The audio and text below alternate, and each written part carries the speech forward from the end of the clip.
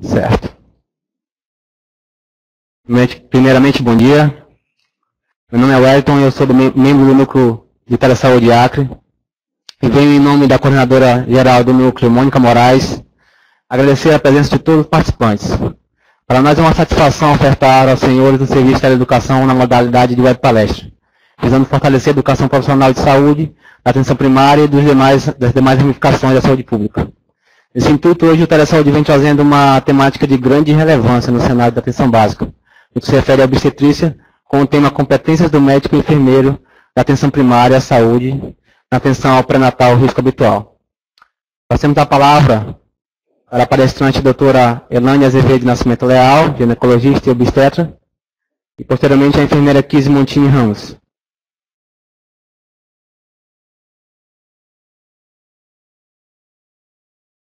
Bom dia a todos. Como o Wellington já apresentou, meu nome é Elaine Leal e eu vou conversar um pouquinho com vocês sobre a competência do médico e da enfermeira na atenção primária à saúde, na atenção do pré-natal do risco habitual. Primeiramente, o objetivo do pré-natal é assegurar o desenvolvimento da gestação, permitindo o parto de um recém-nascido saudável, sem impacto para a saúde materna, inclusive abordando aspectos psicossociais e atividades educativas e preventivas. Para que a gente tenha um bom prognóstico numa gestação, a gente precisa, primeiro, ter um bom acolhimento a essa gestante, e o acolhimento não é uma ação, é uma ação, na verdade, que se pressupõe a mudança da relação do profissional e do usuário. Não é um espaço ou um local, mas uma postura ética e solidária. Portanto, ele não se constitui como uma etapa do processo, mas como uma ação que deve ocorrer em todos os locais e momentos da atenção à saúde. E que a gente precisa também ter a integralidade dos profissionais da equipe. Porque essa integralidade do médico, enfermeiro, do ACS, ele potencializa as ações. Então, para a gente ter uma assistência pré-natal efetiva, a gente precisa procurar garantir a gestante, primeiro, uma discussão permanente dentro da equipe e na comunidade sobre a importância da assistência pré-natal. Identificar precocemente todas as gestantes na comunidade. Um acolhimento imediato e garantia de atendimento a essa mulher. Realização do cadastro da gestante, classificação de risco gestacional, acompanhamento periódico e contínuo de todas as gestantes, um incentivo ao parto normal e à redução de cesárea, realização de uma boa anamnese, de um exame físico completo e de exames complementares indicados. E ainda, investigar e indicar a imunização antitetânica para hepatite B, oferta de medicamentos necessários, diagnóstico e prevenção no câncer de colo do útero e de mama, avaliação do estado nutricional e acompanhamento do peso no decorrer da gestação, atenção adolescente com suas peculiaridades, realização de práticas educativas como a amamentação, como o cuidado com o recém-nascido, atendimento clínico e psicológico à gestante vítima de violência, visita domiciliares às gestantes e puérperas, principalmente no último mês da gestação e na primeira semana do pós-parto, e uma busca ativa das gestantes faltosas ao pré-natal. Para que a gente tenha um sistema de referência e contrarreferência, a gente precisa ter uma vinculação de unidades básicas de saúde aos hospitais, às maternidades, às casas de parto, às residências de parto domiciliar, que habitualmente são feitos por parteiras, de referência e aos serviços de diagnóstico. Uma vinculação à central de regulação obstétrica e neonatal, no caso de regulação de leitos, uma transferência da gestante do neonato em transporte adequado, no SAMU, atendimento à intercorrência obstétrica e neonatal, assim como controle de doenças crônicas e profilaxia de doenças infecciosas. Registro dessas informações em prontuário, no cartão da gestante e no CIS pré-natal. Então, o fluxo dessas informações entre os serviços de saúde no sistema de referência e contra-referência necessita de instrumentos e procedimentos que devam ser utilizados e realizados. Por exemplo, o cartão da gestante, ele deve conter os principais dados de acompanhamento da gestante, sendo importante para a referência e contra-referência. Ele deve ser atualizado todas as vezes que a gestante comparece à consulta. O mapa de registro diário, ele deve conter as informações mínimas necessárias para cada consulta prestada. A ficha de pré-natal deve conter os principais dados de acompanhamento da gestação, do parto, do recém-nascido e do puerpério. E para que a gente tenha uma avaliação permanente da assistência pré-natal, que vai subsidiar, quando necessário, as mudanças de estratégias de ação e da organização dos serviços, com a finalidade de melhorar a qualidade da assistência. Essa avaliação a gente pode realizar através de uma leitura da distribuição das gestantes por trimestre no início do pré-natal, se iniciou o primeiro, segundo, terceiro trimestre, um percentual de mulheres que realizam pré-natal em relação à população-alvo, então o número de gestantes na área ou o número previsto, o percentual de abandono no pré-natal em relação ao total de mulheres inscritas, o percentual de óbito de mulheres por causas associadas à gestação, ao parto ou ao puerpério, em relação ao total de gestantes atendidas, o percentual de óbitos por causas perinatais em relação ao total de recém-nascidos vivos, o percentual de crianças com tétano em relação ao total de nascidos vivos, o percentual de recém-nascidos vivos com baixo peso, menor que 2.500 gramas, em relação ao total de recém-nascidos vivos, o percentual de VDRL positivo em gestantes e recém-nascidos em relação ao total de exames realizados, levando em consideração que a sífilis congênita é um indício de um pré-natal insuficiente, porcentagem de mulheres atendidas nos locais para onde foram referenciadas em relação ao total de mulheres que retornaram à unidade de origem após o encaminhamento. E um trabalho realizado e publicado na database Cochrane, por esses autores, Vilar e Neulofur, em 2003, ele comparou a atuação do médico generalista com a atenção do médico gineco-obstetra em 3.041 gestantes, e nenhuma diferença estatística foi encontrada nos desfechos do trabalho de parto prematuro, cesariana, caso de anemia, infecções do trato urinário, hemorragias do terceiro trimestre e mortalidade neonatal. Então, ele, nessa parte da pesquisa, ele mostra que, na atenção primária, a paciente vai ter as mesmas orientações, os mesmos cuidados, quando realizado o pré-natal pelo obstetra, como realizado pelo médico generalista. Ao comparar esse grupo, acompanhado por médicos generalistas e por parteiras, constatou-se que houve uma redução significativa da doença hipertensiva específica da gestação para o primeiro grupo. Não houve diferença da satisfação dos usuários nos diferentes grupos. Então, nessa mesma meta-análise, ele comprovou que não houve aumento dos desfechos adversos perinatais naquelas pacientes acompanhadas por médicos generalistas, ou por parteiras associadas a médicos generalistas, quando comparadas com os gineco-obstetras num pré-natal de baixo risco. Então, as atribuições do médico de saúde da família, o médico generalista, nada vai diferenciar em relação à atuação da enfermeira nos seguintes cuidados: orientar as mulheres e as suas famílias sobre a importância do pré-natal, da amamentação, da vacinação, realizar o cadastro da gestante no CIS pré-natal e fornecer o cartão da gestante devidamente preenchido, realizar a consulta de pré-natal de gestante de baixo risco, intercalado sempre com a enfermeira, solicitar os exames complementares e orientar o tratamento, prescrever medicamentos preconizados para o programa do pré-natal, como o sulfato ferroso e o ácido fólico, orientar a vacinação das gestantes contra o tétano e contra a hepatite B, avaliar e tratar as gestantes que apresentam sinais de alarme, atender às intercorrências e encaminhar as gestantes para os serviços de urgência e emergência obstétrica,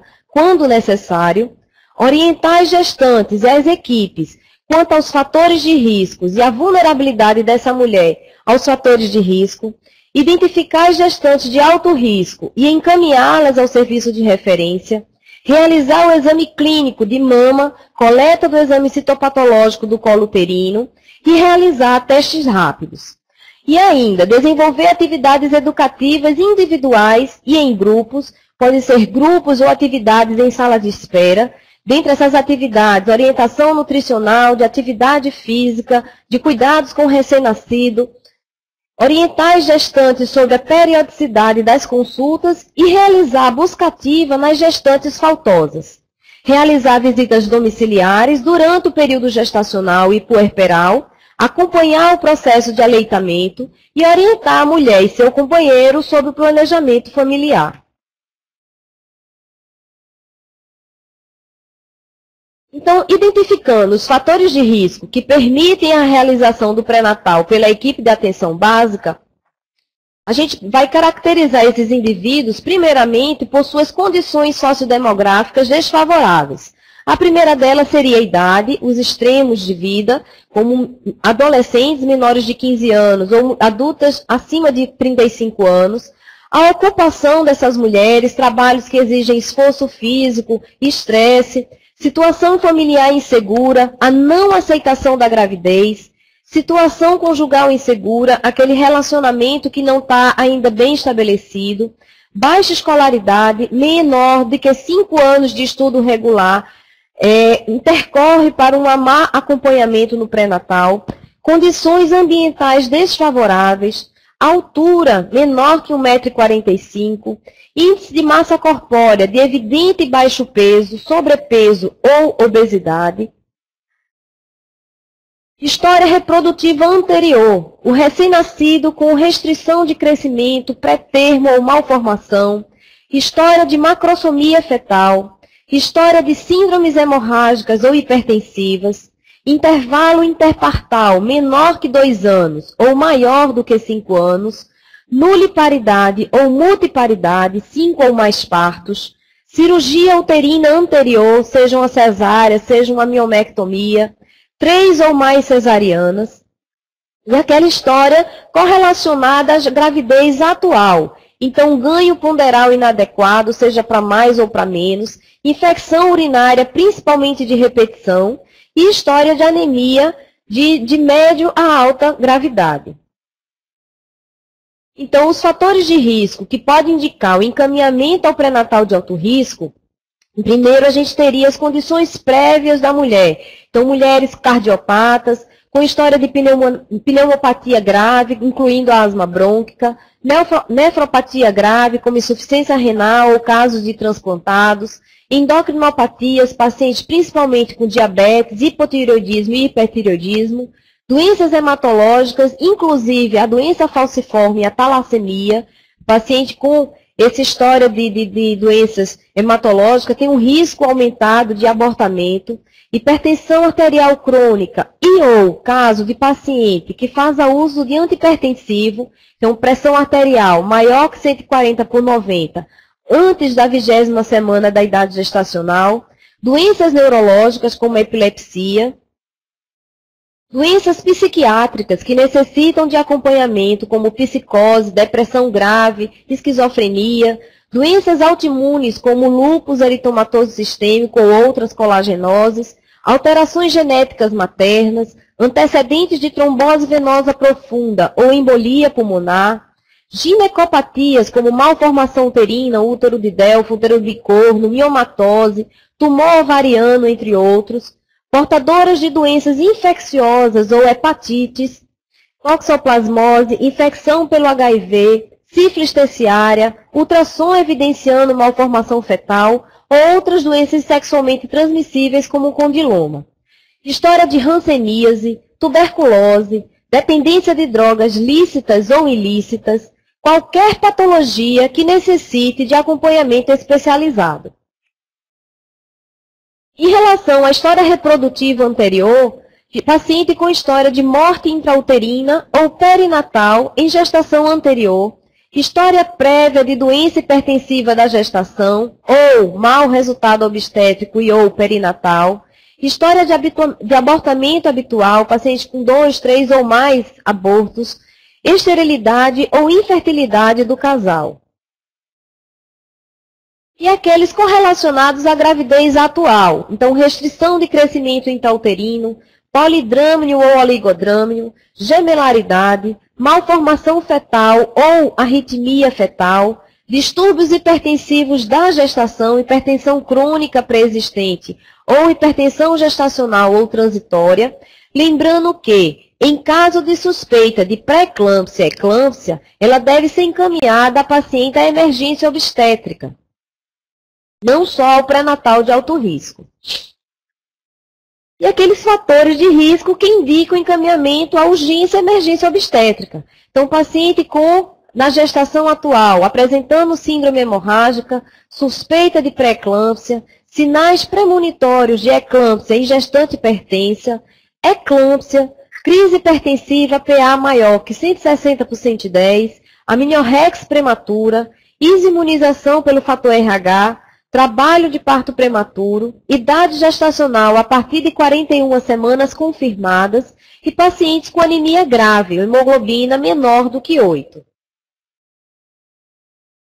Hipertermia, temperatura axilar maior ou igual a 37,8, na ausência de sinais ou sintomas clínicos de infecção de vias aéreas superiores, suspeita diagnóstico de abdômen agudo em gestantes, suspeita ou diagnóstico de pielonefrite, infecção ovular ou outra infecção que possa necessitar de internação hospitalar, suspeita de trombose venosa profunda em gestante, investigação de prurido gestacional e icterícia, vômitos incoercíveis não responsíveis ao tratamento habitual, com comprometimento sistêmico em mulheres com menos de 20 semanas de gestação, vômitos inexplicáveis no terceiro trimestre, restrição de crescimento intrauterino, oligodrâmio.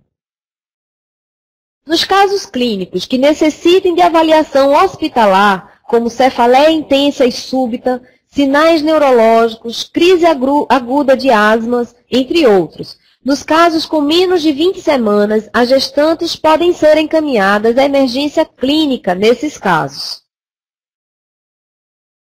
No calendário de consultas, então no pré-natal propriamente dito, a Organização Mundial de Saúde orienta que sejam realizados 6 ou mais consultas, mas pode ser que o mesmo com um número mais reduzido de consultas, porém com maior ênfase para o conteúdo de cada uma delas, em casos de paciente de baixo risco, não haja um aumento dos resultados perinatais adversos. Isso é um grau de recomendação A. Isso quer dizer o quê? Que mesmo que ela não tenha as 6 consultas, porém, essas consultas elas foram efetivas em termos de diagnóstico, rastreamento, classificação de risco e realização dos exames necessários, essa paciente não obrigatoriamente precisa ter mais de 6 consultas, contanto que esse pré-natal ele seja efetivo. Iniciar o pré-natal ainda no primeiro trimestre, de preferência, antes de 12 semanas. As consultas elas serão mensais, até 28 semanas de gestação, quinzenais entre 28 e 36 semanas, e semanais até o termo. Não existe alta do pré-natal. A paciente vai ser acompanhada sempre enquanto ela estiver gestante. Importante lembrar que, quando o parto não ocorre até a 41ª semana, essa paciente precisa ser encaminhada à avaliação do bem-estar fetal, incluindo a avaliação do índice de líquido amniótico e a monitoração cardíaco-fetal. Estudos clínicos demonstram que a conduta de indução do trabalho de parto em todas as gestantes com 41 semanas de gravidez é preferível à avaliação seriada de bem-estar fetal, pois se observou menor risco de morte neonatal e perinatal e menor chance de cesariana no grupo submetido à indução do parto com 41 semanas. Importante também lembrar que o atendimento pela equipe da área da abrangência É ideal que haja consultas alternadas entre o médico e a enfermeira, que inclua o companheiro da gestante nas consultas, diminui a tensão, diminui as dúvidas e melhora o acompanhamento dessa mulher, a adesão dela às consultas do pré-natal. Monitoramento dos retornos, visita domiciliar mensal pelo ACS e pela equipe, se necessário. Identificar o hospital de emergência de baixo risco da área para o parto. Agendar consulta de puerpério, tanto para a mãe quanto para o RN, para a primeira semana pós-parto. E quanto ao roteiro dessas consultas, na primeira consulta a gente precisa ofertar uma anamnese bem detalhada, pesquisar aspectos socioepidemiológicos, os antecedentes familiares e antecedentes pessoais gerais, ginecológicos e obstétricos, além de situação de gravidez atual.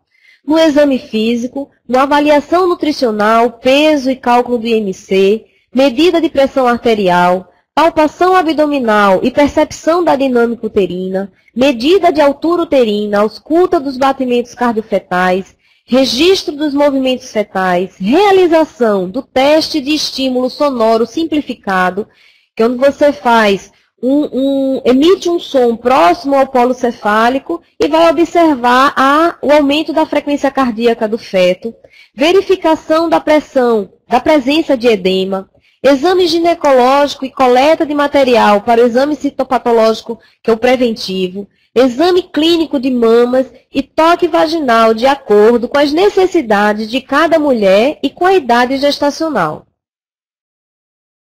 Quanto aos exames complementares, é necessário ser solicitado o hemograma, a tipagem sanguínea e o fator RH. Se essa paciente tiver um fator RH negativo, solicitar a tipagem sanguínea e fator RH do companheiro, o cumbis indireto, se ela for RH negativo, a glicemia de jejum, teste rápido de triagem para sífilis e ou VDRL ou RPR, teste rápido diagnóstico anti-HIV, a sorologia anti-HIV, sorologia para toxoplasmose GM-GG, sorologia para hepatite, principalmente o HBsAg, exame de urina e urocultura. A ultrassom obstétrica, ela não é obrigatória, com a função de verificar a idade gestacional, mas ela ajuda bastante a fazer estabelecer a idade gestacional da criança, principalmente quando é realizado com menos de 12 semanas. O exame citopatológico do útero, que é o preventivo, se necessário, exame de secreção vaginal, se houver indicação clínica, parasitológico de fezes, se houver também uma indicação clínica, eletroforese de hemoglobina, se a gestante for negra, tiver antecedentes familiares de anemia falciforme ou apresentar a história de anemia crônica.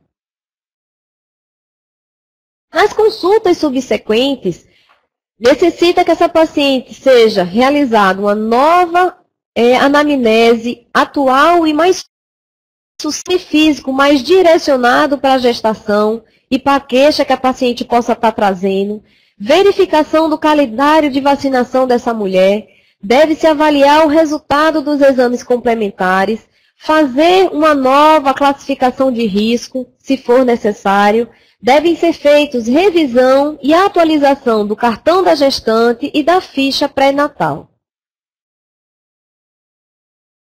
Quanto ao ganho ponderal dessa mulher, existe esse quadro que ele faz a correlação entre o índice de massa corpórea, o quanto que ela deve ganhar esperado por mês no segundo ou terceiro trimestre e o ganho ponderal total durante toda a gestação.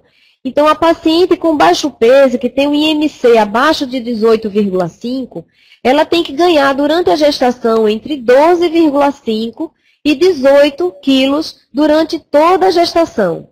Aquela paciente que tem um IMC adequado, né, ela vai de 18,5 a 24,9, esse ganho tem que ser entre 11,5 e 16 quilos durante toda a gestação. A paciente com sobrepeso, entre 25 e 29,9, esse ganho ele já cai para 7 a 11,5 quilos durante toda a gestação. E a paciente com obesidade, com peso IMC acima de 30 quilos por metro quadrado, esse ganho ponderal ele deverá ser entre 5 e 9 quilos durante toda a gestação.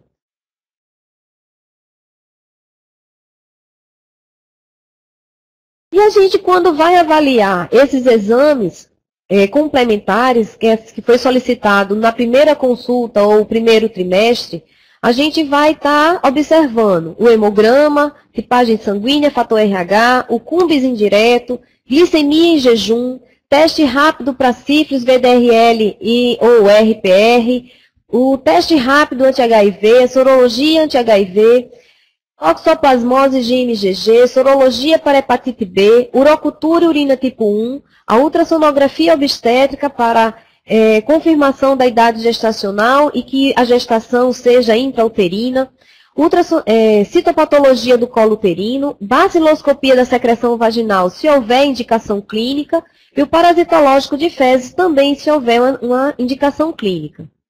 No segundo trimestre, o que é importante de ser avaliado nessa mulher? O teste de tolerância à glicose com 75 gramas, se a glicemia dessa mulher estiver acima de 85 miligramas por decilitro, ou se houver fator de risco para o diabetes gestacional. Então, esse exame, ele precisa ser solicitado entre 24 e 28 semanas, para que a gente possa diagnosticar precocemente aquela mulher que tem uma sensibilidade maior a vir a desenvolver uma diabetes durante a gestação.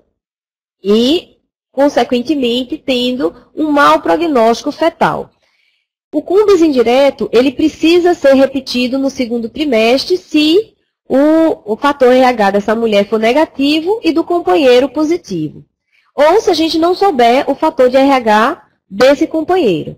No terceiro trimestre, a gente precisa repetir o hemograma, a glicemia em jejum, o cumbis indireto, VDRL, a sorologia anti-HIV, a sorologia para hepatite B, repetir o exame de toxoplasmose se o IgG não foi reagente na primeira realização do exame, urocultura e urina tipo 1, bacterioscopia da secreção vaginal, que deveria ser feito a partir da 37ª semana de gestação, que é onde a gente vai pesquisar os streptococcus do grupo B, que é um dos grandes complicadores no prognóstico perinatal, porque a criança pode evoluir com sepse e óbito.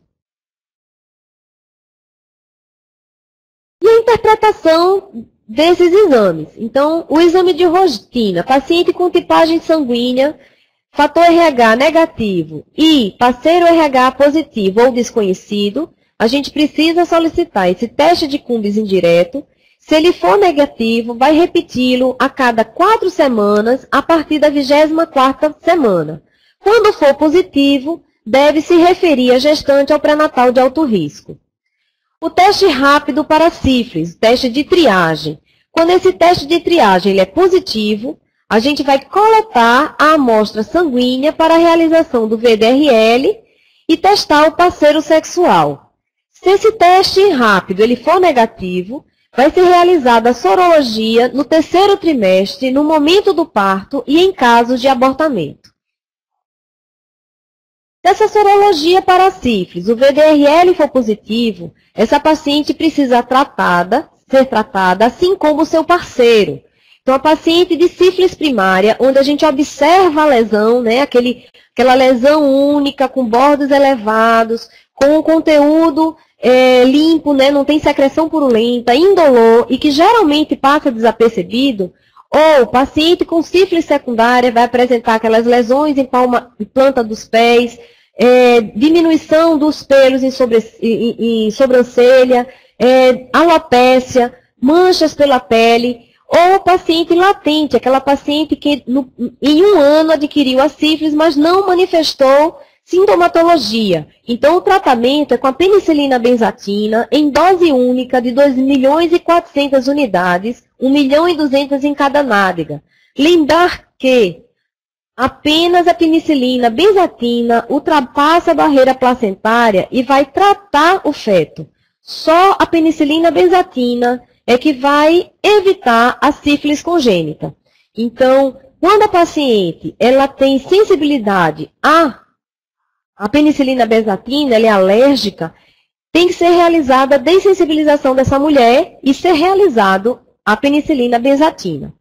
Se essa paciente tiver uma sífilis terciária, sintoma neurológico, cardiológico, ou uma sífilis latente, tardia, ela tem mais de 1 ano de evolução, de aquisição da doença, ou ela não tem como informar a duração dessa infecção, ela vai ser tratada com a penicilina benzatina, 3 aplicações, 2.400.000, 1.200.000 em cada nádega, com intervalo de 1 semana. Então, ela vai fazer 3 semanas consecutivas de 2.400.000 unidades, totalizando 7.200.000 unidades da penicilina benzatina. E ela precisa realizar mensalmente o teste de VDRL para o controle de cura. Se esse VDRL for negativo, a gente vai repetir no 3º trimestre, no momento do parto e em caso de abortamento. O exame de hemoglobina. Se ela tiver uma hemoglobina acima de 11 gramas por decilitro, ela não tem anemia. Então, ela vai fazer a suplementação de ferro a partir da 20ª semana. Uma drágia do sulfato ferroso, dia, 200 mg, que corresponde a 40 mg do ferro elementar. E recomenda-se ingerir a medicação antes das refeições. Se essa hemoglobina for abaixo de 8, ela tem uma anemia grave. Então, será necessário referir essa gestante ao pré-natal de alto risco. Se essa hemoglobina ela se encontra entre 8 e 11 gramas por decilitro, ela tem uma anemia entre leve a moderada. Então, primeiro, a gente precisa solicitar um exame parasitológico de fezes e tratar a parasitose. A gente precisa tratar essa anemia com 120 a 240 miligramas de ferro elementar por dia. Isso quer dizer, o sulfato ferroso, 40 miligramas cada por via oral, que pode ser ofertado 2 comprimidos pela manhã, 2 à tarde e 1 à noite, 1 hora antes da principal refeição. Repetir a dosagem de hemoglobina entre 30 e 60 dias. Se esses níveis estiverem subindo, mantenha o tratamento até atingir as 11 gramas por decilitro e quando deverá ser iniciado a dose de suplementação. Então, uma drágia a dia de 40 mg de ferro elementar. E repetir a dosagem dessa hemoglobina no 3º trimestre. Se essa hemoglobina permanecer em níveis estacionários ou diminuir, essa paciente precisa ser referida ao pré-natal de alto risco. A glicemia de jejum. Essa paciente vai ser solicitada no 1º trimestre. A gente espera que ela esteja entre 85 e 119. Então, essa paciente realiza, na verdade, a gente espera que esteja abaixo de 85. Se ele tiver entre 85 e 119, precisa ser realizado o teste de tolerância com 24 a 28 semanas de gestação. Se acima de 110, você vai repetir o exame de glicemia jejum. Se o resultado for maior do que 110, o diagnóstico é de diabetes gestacional, a paciente precisa ser encaminhada ao pré-natal de alto risco. O teste de tolerância. A gente vai fazer 75 gramas do destrozol, que é uma composição açucarada. 2 horas após, vai ser medida essa glicemia. A glicemia em jejum menor que 110 e 2 horas após o destrozol menor que 140, o teste é negativo. Se a glicemia em jejum for maior que 110 e o teste de tolerância à glicose for maior que 140, essa paciente tem uma diabetes gestacional. O exame de urina tipo 1 e urocultura. Se nessa, que é também chamado o EAS, né? Então, esse exame de urina, ele apresentar uma proteinúria, a gente vai avaliar conforme o número de cruzes que aparece nesse exame. Então, se ela tem só traços, a gente vai repetir com 15 dias e, caso se mantenha, encaminhar para o pré-natal de alto risco. Se ela apresentar traços e hipertensão e ou edema, é necessário referir a gestante ao pré-natal de alto risco. E caso de maciçez, é necessário referir essa gestante ao pré-natal de alto risco. Se esse exame apresenta piúria, bacteriúria, leucocitúria, ou uma cultura positiva acima de 105 colônias por mililitro, a gente vai tratar a gestante para infecção do trato urinário, empiricamente, até o resultado do antibiograma. Lembrar que a quinolona, ciprofloxacino, levofloxacino é contraindicado na gestação por ser teratogênico. Solicite o exame de urina tipo 1, que é o sumário de urina, após o término do tratamento. E naquelas que apresentarem infecção do trato urinário de repetição ou refratária ao tratamento, precisa ajustar a medicação com o resultado do antibiograma. É necessário referir essa gestação ao pré-natal de alto risco também. Paciente que apresentar a pielonefrite também precisa ser encaminhada ao pré-natal de alto risco e as intercorrências obstétricas ao hospital de referência. E ainda, no exame de urina, se ela apresentar uma hematúria, e se essa hematúria for associada à piúria, você vai considerar como infecção urinária, do trato urinário, e proceder da mesma forma como foi apresentado no item anterior. Se essa hematúria for isolada, uma vez que tenha sido excluído um sangramento genital, é necessário referir a gestante para uma consulta especializada. Se apresentar cilindrúria, é necessário referir a gestante ao pré-natal de alto risco e, caso apresente outros elementos, não necessita de condutas especiais. Quanto ao teste rápido e sorologia para diagnóstico de HIV, quando positivo, realizar o aconselhamento pós-teste e encaminhar a gestante para segmento no pré-natal no Serviço de Atenção Especializada de DST-AIDS de referência. Se negativo, realizar o aconselhamento pós-teste e repetir a sorologia no terceiro trimestre. No caso da sorologia para hepatite B, o HBsAg positivo precisa realizar o aconselhamento pós-teste e encaminhar a gestante para o segmento no pré-natal de alto risco e no Serviço de Atenção Especializada em Hepatites de referência. Se o teste for negativo, realizar o aconselhamento pós-teste, vacinar a gestante, caso ela não tenha sido vacinada anteriormente, e em seguida repita a sorologia no terceiro trimestre. Bem, essas foram as referências que a gente utilizou para preparar esse material para vocês. O Manual de Vigilância em DST-AIDS do Ministério da Saúde 2015 e o Caderno de Atenção ao Pré-Natal de Baixo Risco, também no Ministério da Saúde, de 2013.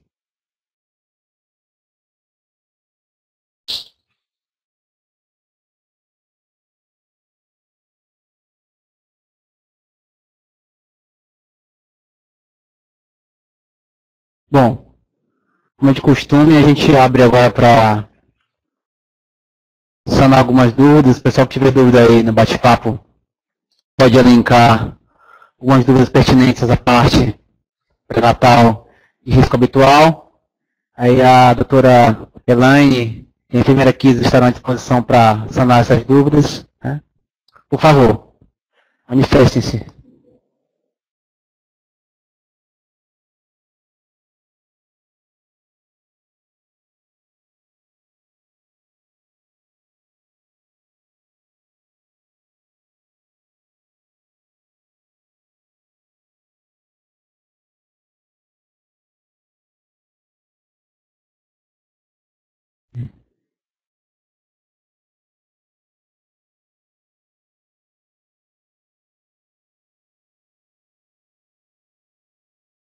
A professora Shelley também está disponível agora para tirar dúvida. Também é profissional enfermeira.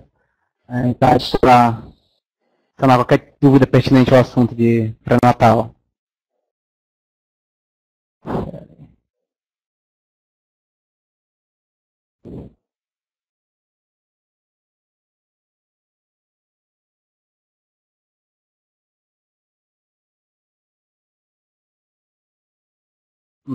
O debate ele é baseado dentro das dúvidas pertinentes ao assunto, né? Então, pessoal, por favor, manifestem-se aí no bate-papo, passando as dúvidas pertinentes à parte de atenção primária e tratamento dessa questão aí do pré-natal dentro desse ambiente.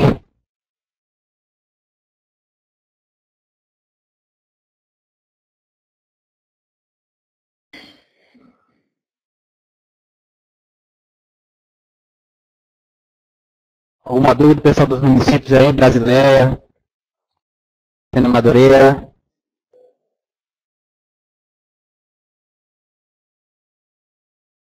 Simon está fazendo uma pergunta. Os antibióticos para aí quais são?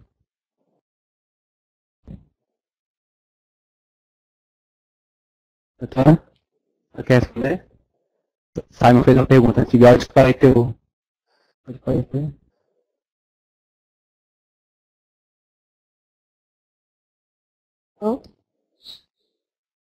Pode falar. Bem, para o tratamento da infecção urinária, a droga de escolha são as cefalosporinas de primeira geração. Pode ser feito de 500 a 500 miligramas a cada 6 horas, durante 7 a 8 dias.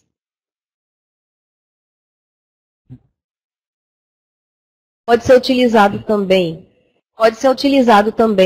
no caso do segundo trimestre, a sulfametoxazol mais trimetropin, que não deve ser feito no primeiro e terceiro trimestre, apenas no segundo trimestre.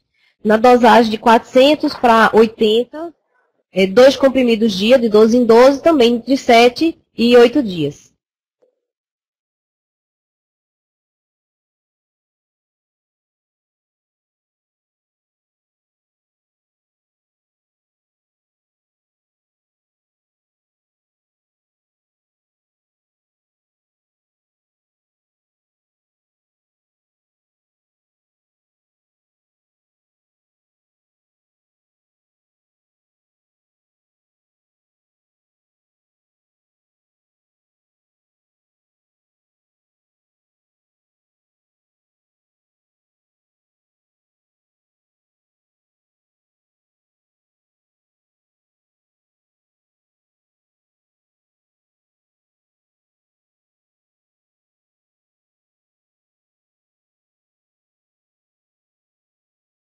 A resposta.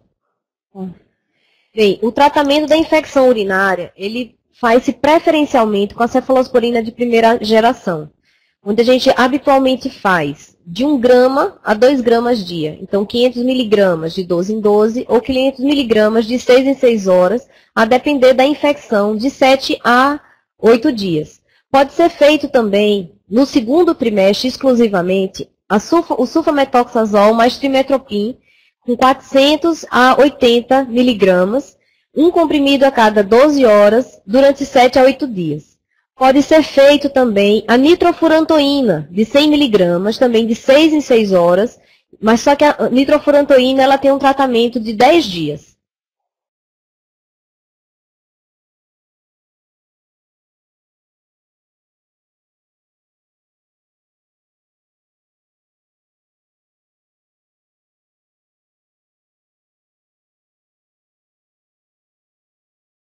Mais alguma pergunta, pessoal? A intenção da palestra, depois que discorre a apresentação, é gerar debate. Então, se vocês têm alguma dúvida, agora é a hora. Né? O profissional não pode chegar na ponta e ter alguma dúvida pertinente ao assunto na execução do serviço. Então, manifestem isso aí, as dúvidas que vocês têm, provavelmente têm, né? E procedimentos nessa área experimental.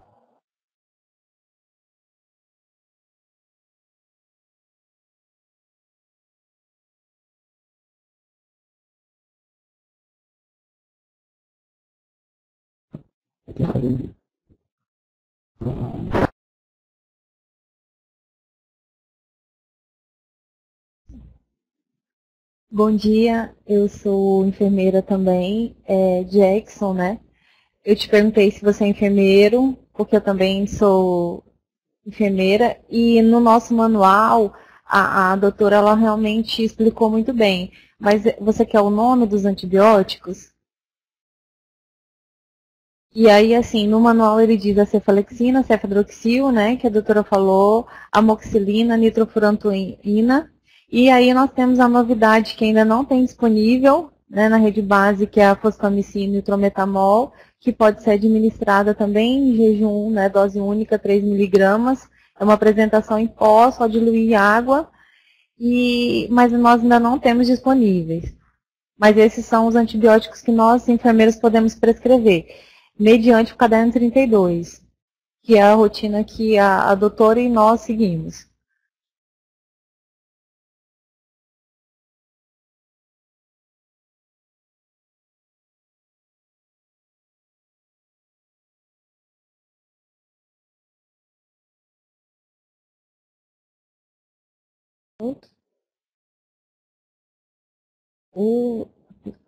Quanto ao tratamento da parasitose, ela pode ser realizada com segurança a partir do segundo trimestre. No primeiro trimestre, a maioria das drogas não tem testes em humanos. Por isso que não há segurança na utilização do albendazol ou do mebendazol durante o primeiro trimestre. Mas a partir do segundo trimestre, essas drogas podem ser utilizadas com segurança, sem que haja nenhuma interferência para a criança.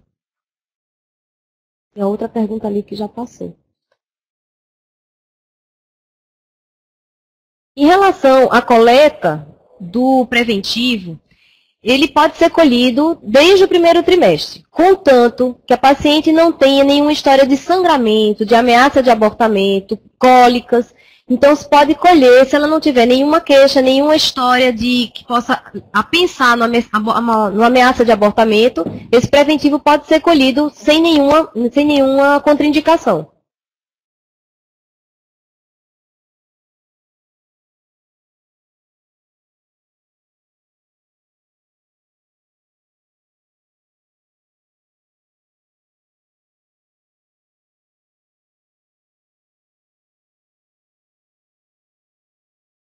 Bem, quanto à pergunta da Elisama, o pré-natal de baixo risco, ele precisa ser em conjunto, enfermeira e médico.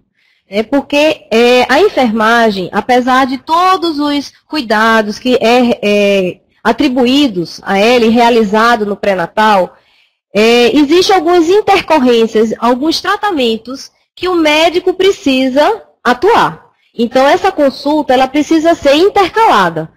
A cada 2 consultas, 3 consultas de enfermagem, ter uma consulta com o médico da unidade. Quanto ao tratamento da sífilis, não tem assim, uma determinação de quanto tempo esse VDRL ele vai negativar. Mas é sabido que nos primeiros 30 dias após o tratamento, essa titulação, ela teria que cair em torno de 20% a 30%. Se não há queda, isso significa de falha de tratamento na paciente. E esse VDRL, ele pode não negativar, se permanecer em 1,2, que é uma memória imunológica, ou ele pode estar sendo reagente por qualquer outro tipo de patologia, como a colagenose, um processo infeccioso, que também altera o VDRL. E o FTABS, ele é um marcador que não negativa. Uma vez positivado numa infecção por sífilis, ele vai ser sempre positivo.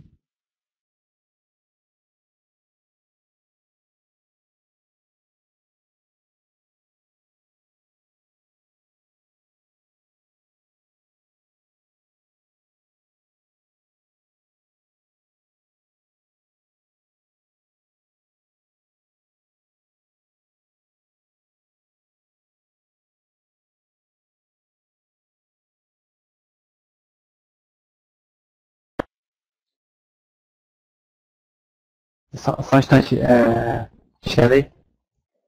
O microfone dela. O microfone dela. Isso. Uhum.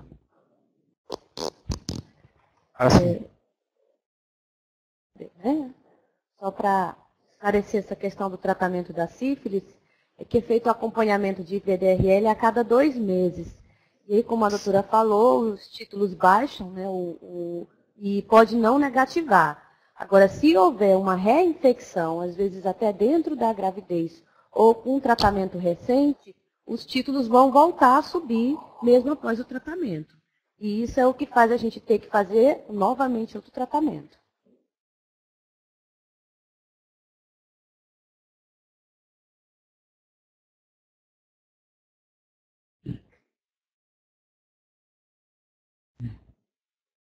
Bem, diagnóstico e tratamento de toxoplasmose. Quando a gente faz a sorologia, IgG e IgM, a gente espera encontrar negativo, né? IgM negativo e IgG positivo, isso é paciente que já teve contato e ela não vai adquirir mais a doença. A paciente que tem o IgM positivo, IgG positivo, ela tem doença, mas aí a gente, para saber se ela tem uma doença recente que necessite de tratamento, ou se é uma doença adquirida há mais tempo, precisa ser feito o teste de avidez. E esse teste de avidez, o marcador dele fica entre 30% e 60%. Abaixo de 30%, ela tem uma avidez baixa, então esse paciente precisa ser tratada. Paciente que tem a avidez acima de 60%, ela tem uma avidez alta. Então, é um paciente que não precisa do tratamento. O tratamento, no primeiro trimestre, não pode ser feito a pirimetamina, só é feito a espiramicina. Enquanto que do segundo trimestre, que é quando ocorre a maior contaminação do feto, precisa ser iniciada a pirimetamina, que vai passar na barreira placentária e tratar também o feto.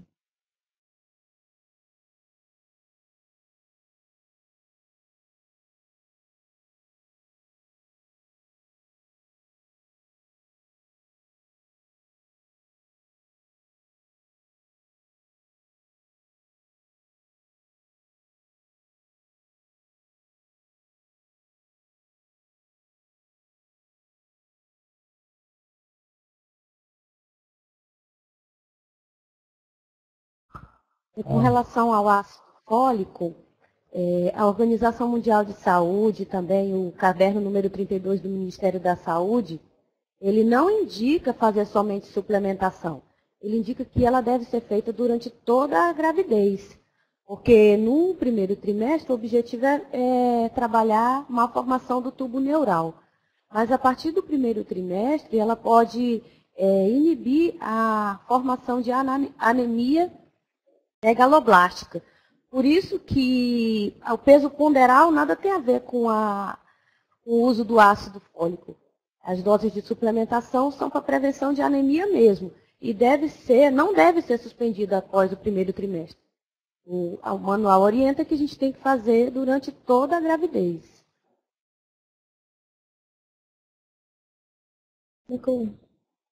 Complementando a suplementação do ácido fólico, o ideal seria que iniciasse antes mesmo da gestação, porque ele também vai ajudar na formação do tubo neural, evitando a anencefalia, a gastroesquise, a espinha bífida. Então, a suplementação do ácido fólico, ela tem a sua importância no período pré-concepcional e durante toda a gestação.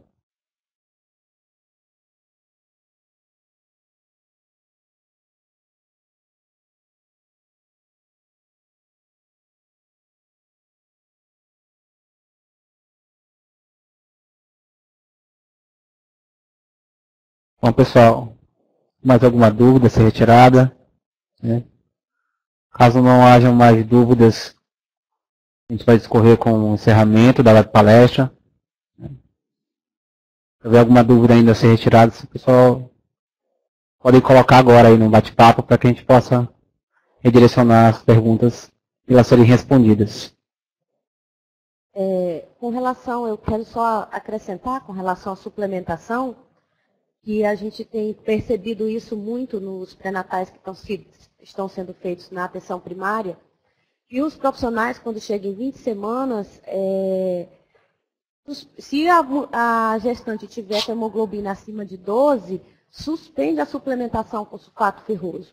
E como o próprio nome diz, ele é suplementação, então deve-se manter a dose de sulfato ferroso até o final da gravidez, mesmo ela estando com os valores de hemoglobinas normais ou acima de 12. Então, não tem por que a gente suspender a suplementação por conta da hemoglobina, porque são doses, como a palavra diz, de suplementação. para fazer uma reserva de hemoglobina naquela gestante, já pensando no sangramento que ela pode ter no parto e também para melhorar o estado nutricional, a anemia na amamentação.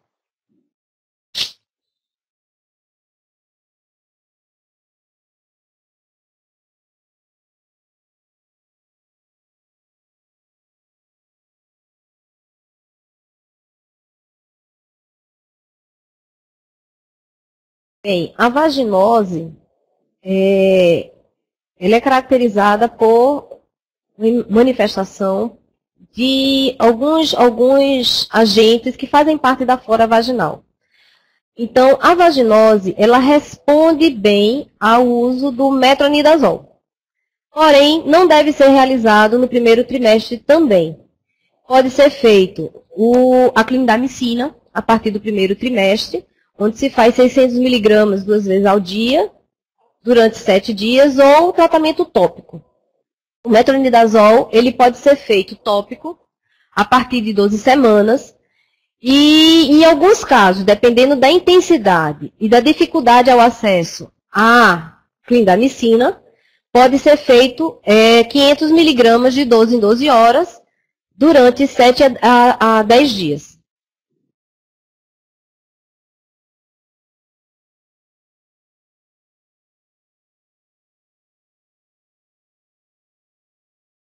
Agora, junto com o tratamento da vaginose, a gente pode usar o banho de assento, né? Pode falar aqui? Fica à vontade.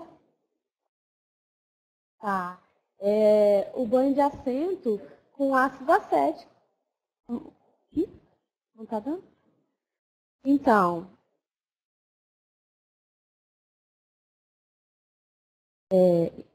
só para esclarecer, né? A doutora falou do tratamento da vaginose, um tratamento medicamentoso. Mas, como ela disse, são bactérias próprias da flora vaginal. Então, existe um desequilíbrio na harmonia da flora vaginal. Por isso que a gente pode também auxiliar na sintomatologia fazendo o tratamento com ácido acético, né, que é água e vinagre. Né? O banho de assento, com 1 litro d'água, para uma colher de vinagre. Pode ser qualquer tipo de vinagre. E aí orienta ou a gestante a fazer banho de assento ou fazer a lavagem, né, da vulva, equilibrando a flora vaginal. Buscando equilíbrio, diminuindo só os sintomas. Né? Claro que isso não vai fazer o tratamento. Né? O tratamento deve ser feito com medicamento. E só complementando, né, o que a enfermeira Shelley disse, nós atendemos muitas gestantes no pré-natal e assim, o aumento do muco cervical, ele também, durante a gestação, ele é aumentado. E às vezes as mulheres elas confundem isso. Então nós temos que tomar cuidado para que não prescreva antes de fazer o diagnóstico real da vaginose, né? Então, encaminhar o PCCU também é importante. Porque lá ele vai conseguir realmente, o profissional, ver qual se é vaginose ou não, para a gente entrar com um tratamento.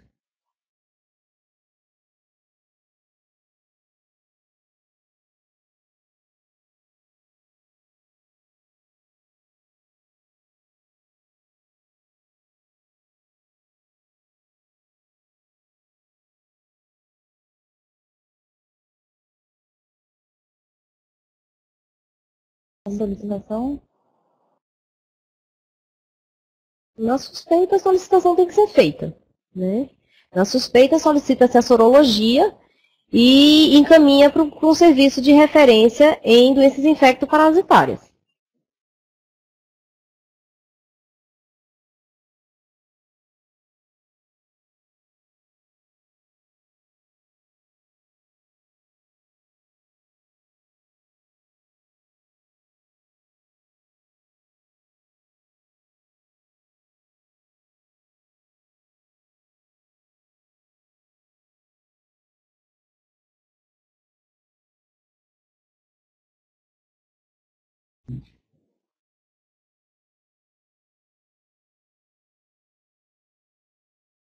Mais alguma dúvida?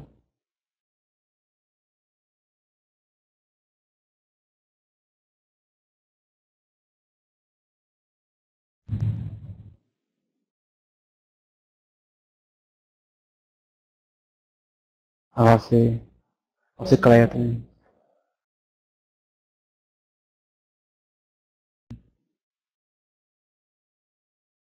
Protocolo de leishmaniose, né? Uhum.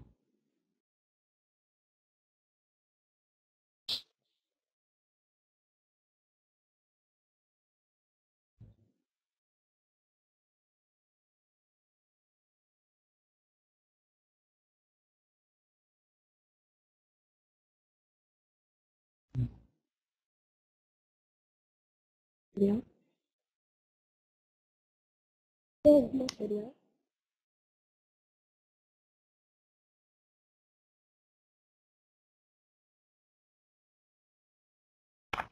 Assim.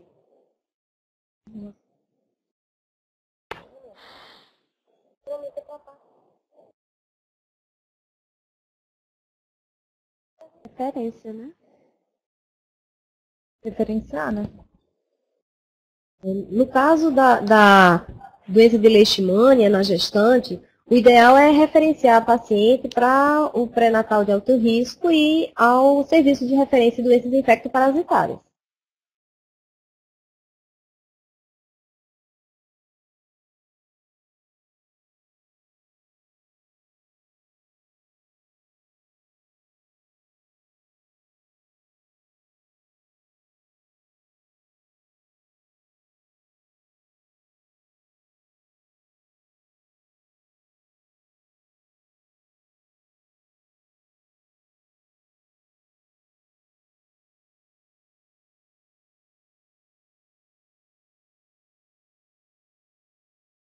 Mais alguma dúvida?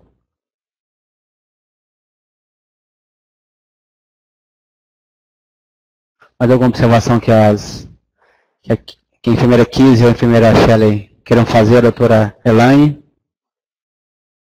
Alguma complementação?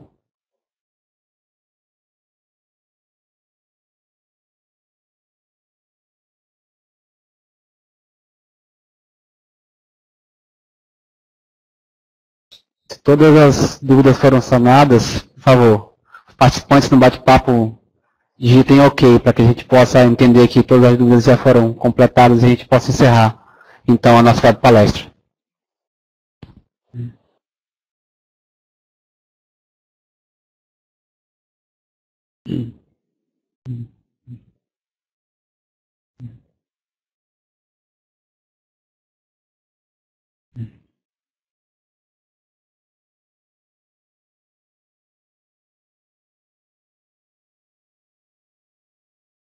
Bom, eu quero agradecer aqui em nome da coordenadora geral do Núcleo Telesaúde Acre a presença de todos os participantes. Contamos com a presença de vocês, né? Esse é um dos grandes objetivos do Telesaúde, que é um dos carros-chefes, que é a teleeducação, né? Contamos que vocês participem mais, né? Infelizmente a gente contava com uma equipe muito maior, com mais participantes, mas na próxima a gente possa ter um volume de participantes maiores na web palestra. Ressaltar que dia 5 a gente tem as competências trabalhadas para o pré-natal de alto risco, né? E contamos com a participação de todos, né? E que esse conhecimento ele possa ser difundido, mesmo os participantes da web palestra eles possam pegar esse conhecimento absorvido na apresentação, na explanação da doutora e das enfermeiras Kiss e Shelley, para que eles possam difundir isso dentro das unidades de saúde e dentro da atenção básica. Quero agradecer em nome da coordenadora, ressaltar que a web palestra vai ficar disponível dentro de 2, 3 dias no nosso site. As informações também pertinentes às próximas web palestras estão disponíveis no nosso site. Não esqueçam, dia 9 de outubro, nós temos outra web palestra. As informações serão difundidas no site, nos grupos, e com os pontos focais dos municípios. É dia 5. Dia 5, perdão. Dia 5 de outubro, nós teremos a nossa próxima web palestra. Contamos com a participação de vocês. Quero agradecer, em particular, a presença da enfermeira Shelley, a enfermeira Kiss e a doutora Elaine nesse processo. Foi de fundamental importância a participação de todos. Creio que foi bem produtivo, tanto para nós como participantes, integrantes da telesaúde, quanto para os profissionais que estão na borda do serviço, na extremidade do serviço, que é o profissional da saúde, o técnico, enfermagem, enfermeiro, o médico. Contamos com a participação de todos. A gente declara encerrada a web palestra e quero deixar uma informação adicional, que nesse canto da janela de apresentação, no canto inferior esquerdo tem uma setinha para baixo. Se vocês quiserem baixar a apresentação da doutora Elaine, ela está disponível para download. É só clicar na setinha para baixo, no canto inferior esquerdo da tela.